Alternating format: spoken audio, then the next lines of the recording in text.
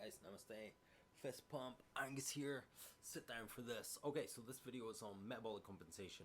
So what is metabolic compensation? So metabolic compensation is kind of a new phenomenon that's come up, and it was kind of originated by Herman Ponzer, PhD, and he's from Duke University in the States. Herman Posner's got a book called Burn. It's absolutely wicked. You should definitely check it out. Metabolic compensation, what really happens is when you do exercise, your resting metabolic rate can come down to compensate for it. So it's the phenomenon of your RMR coming down, resting metabolic rate, and your NEAT, which is your non-exercise activity thermogenesis, slowing down to compensate when you've done a lot of exercise. And this can range from about 25 calories to 48 calories per 100 calories of exercise burned. And if you're overweight, you're more likely to be at the higher end of that. And 48 calories per 100 is damn near 50% of the calories that you burn in exercise will compensate off the back end. And I'll show you in more detail what that kind of looks like. Okay, so here's a screen that I've made up of different things. So we're gonna start here. This is normal exercise. So RMR 1400, no exercise done, so 0 calories. Non-exercise activity thermogenesis, that we'll refer to as NEAT, 500 calories. This is roughly about 10,000 steps, and that's quite normal if you're just fairly active and getting a few walks in out of the day, maybe walking the dog, etc.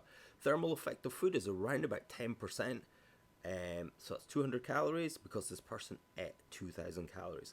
And total energy expenditure for this person a day, when we add all these up, is 2,100.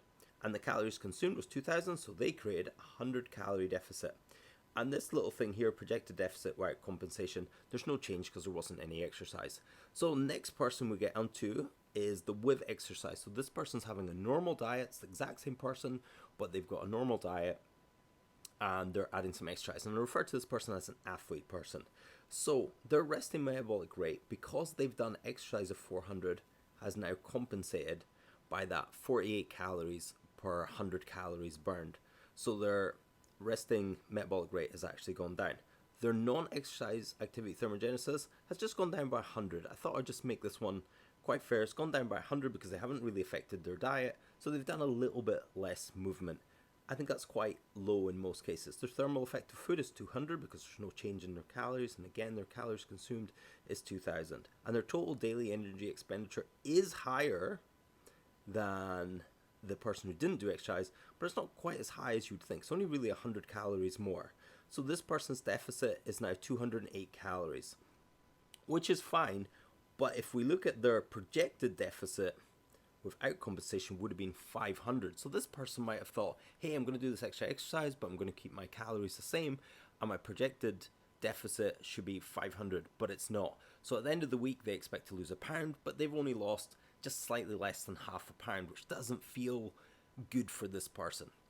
Let's get on to the next person. This is a low cal with exercise. So this is the same person. This is the side. They're going to exercise for 400 calories a day, and they're also going to reduce their calories by 500. So again, resting metabolic rate has compensated. It's dropped. Their exercise that they've done is 400. Their NEAT has now dropped because they've dropped their calories. So I've just dropped their NEAT by half. And this is fairly normal, and this is especially normal for me. So now their NEAT is 250 instead of 500. Thermal effect of food has also dropped. And because it's 10% of calories eaten and they've eaten 1,500 calories, it's 150 calories. Their total daily energy expenditure is 2008. Despite the fact that they've done the exercise, their daily energy expenditure is less than the same person that ate more calories and did less exercise. How gnarly is that? So between eating less and exercising more, in this case, is not more beneficial than just slightly reducing your calories. If we look at calories consumed, 1,500, and the deficit they've created is, so far, the biggest deficit. It's 500. So they will lose about a pound a week. But without compensation, it should have been 950. So they should have been losing about 2 pounds a week. But instead they're losing 1 pound a week. So if they've gone in thinking, oh my God, I've done my numbers, I should be losing 2 pounds a week, and they only lose a pound a week, that gets highly, highly demotivating Secondly, the question I ask is, which one of these people do you think would be the most hungry? And my money would be on this guy. No question asked. This person will be the most hungry. And let's look at low calorie without exercise. So no compensation in the resting metabolic rate, 1400. No calories burned through exercise, but non-exercise activity thermogenesis is 500. I would put a little caveat that you should really be keeping an eye on your step count to make sure that before your diet and during your diet, your steps are the same. If not, try and squeeze those steps in. Thermal effect of food has dropped by 50 because calories consumed are 1500. Now this person's daily energy expenditure is 250. It's only 50 less than this first group, and their deficit is 550. There's no compensation because they haven't done any exercise, and this person has dropped their calories and will lose about a pound a week, kind of like clockwork. Will they be hungry? Well, maybe marginally hungry, but this would be the easiest deficit to hold with the best results. So if we're going to quickly conclude this little graph, this person here that's just reduced their calories without really adding in any exercise would yield the best results. But really what we should be thinking about doing is having this a high calorie day where you're eating more calories, but you're going to be exercising a little bit more, and then low calorie days where you're doing zero exercise but eating less, and maybe 1 to 3 days of this, and 2 to 5 days of this, and alternating between these and using these in cycles would yield the best results. So you would keep your fitness going, you would keep your lean muscle mass, but you get the most fat loss. So am I saying don't work out? 100%. I am saying do not work out, but you must train. You must train. And the reason you must train, and I'll kind of describe the difference between a workout and training. So training, you need to build strength, lean tissue. This improves your insulin sensitivity, increases your resting metabolic rate over time. You should also be training for your mental health. Going out for a walk in the morning may be chosen exercise, but it helps clear the mind. Clear mind, better decisions. You've got to train Zone 2. I go on about Zone 2 forever. Link in the description for Zone 2 guide that I give away. It's a fundamental thing. This aerobic zone is something that we should have built as children, and many of us, including myself, didn't build it as children, so you have to build it as an adult. And this Zone 2 training, I have a complete guide on that. It's free. Check it out. You got to train to improve power output. So power output could be lifting a heavier weight in the gym. It could also be doing short distance faster. So I did a 4K today on the bike and improved my time by 1 second. So there was improvements there.